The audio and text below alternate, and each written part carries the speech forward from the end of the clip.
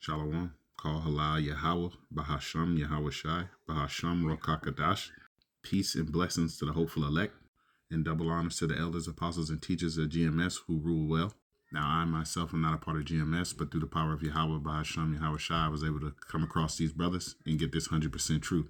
Now, the man before you, not the one off to the left, but the one in the middle, he made a video concerning the MOTB, and he absolutely butchered it. He was trying to connect the mark to some headband that was on the Ishmael's head or something like that. Then he started going into the Quran and using the Quran plus the scriptures to break down the MOTB, which is a no-go. You don't mix truth with lies.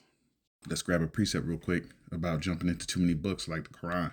Ecclesiastes chapter 12, verse 12. And further by these, my son, be admonished of making many books. There is no end, and much study is weariness of the flesh. So stick to the script.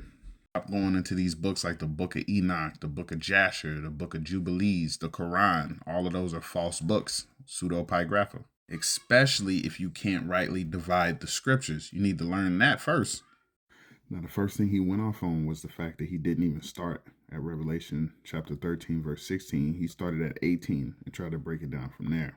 This is the book of Revelation chapter 13, verse 16. And he causeth all, both small and great, rich and poor, free and bond, to receive a mark in their right hand or in their foreheads. Now, if you go into that word mark, you're going to get the word charagma.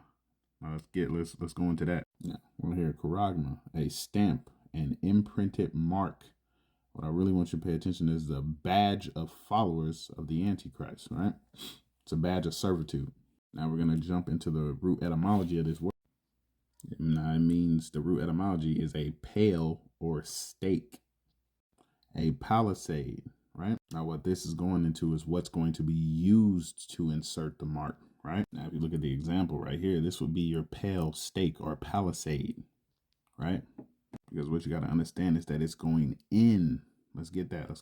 You see, it says in their right hand or in their forehead, right? And if we drop down and get the Strong's definition of charagma, right? Now it says a chorizo, to sharpen to a point, right? Akin to, through the idea of scratching. Now let's get the root etymology of the word scratching. Now the word scratching goes back to scratch. This is the 14th century definition, right? It says mark or wound slightly on the surface by scratching or tearing action with something rough, sharp, or pointed. That's that palisade. Because again, this mark has to go in your forehead or in your hand. Let's continue. And that no man might buy or sell save he that had the mark, or the name of the beast, or the number of his name. Here is wisdom. Let him that hath understanding count the number of the beast, for it is the number of a man, and his number is 666. Now let's pull this word in the blue letter. You see right here. Now that man in the previous video, right, that I said, the one in the middle, he stopped at this part right here. All he had was Nisi and stigma. That's it. And then he went into the Quran and started going off. We're going to get the root etymology of this, right? Get the biblical usage. A mark pricked in, pricked in, or branded upon the body. To ancient Oriental usage, slaves and soldiers bore the name or the stamp of their master or commander, branded or pricked, cut into their bodies to indicate what master or general they belong to. The reason that we can ignore the branded upon the body, because that's just on the surface of the skin, right?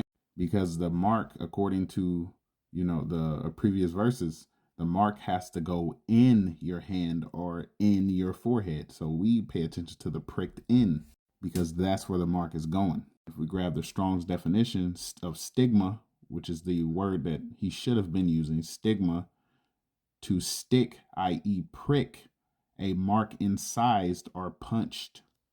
We go to incise, we get that etymology, to make a cut. It's because it's going under your skin, man. That needle's going to punch through, cut through your skin, right? And they're going to insert the MOTB. What is that? the RFID C hip.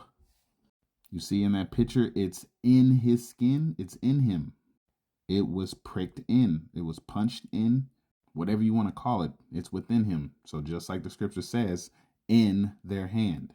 And for the part where it says in their foreheads, you might want to look this up, man. Take notes on it. Now, to prove this is the MOTB, right, we're going to get some more. This is the book of Revelation, chapter 16, verse 2. And the first went and poured out his vial upon the earth, and there fell a noisome and grievous sore upon the men which had the MOTB, and upon them which worshipped his image. Now watch this. I'm going to start at that safety part. Safety is a major concern in using tiny C-hips inside your body, including infection risk. MRIs used with C-hips and corrosion of the C-hips parts. That grievous sore, man. Now let's pull that sore, man. A wound. ESP, a wound producing a discharge pus. A sore, an ulcer. You take that C-hip, this is going to happen to you, man. And what worse is going to happen to you is going to be rejected by Yahweh B'Hashem Yahushai. This is why it's so dangerous for men like this to come on this app and spew nonsense. Because you're leading people astray. And when you lead people astray, they're going to take that C-hip. And guess what? That's going to be it. That's game over, man. There's no coming back from that. If the C-hip itself don't take you out, the missiles will.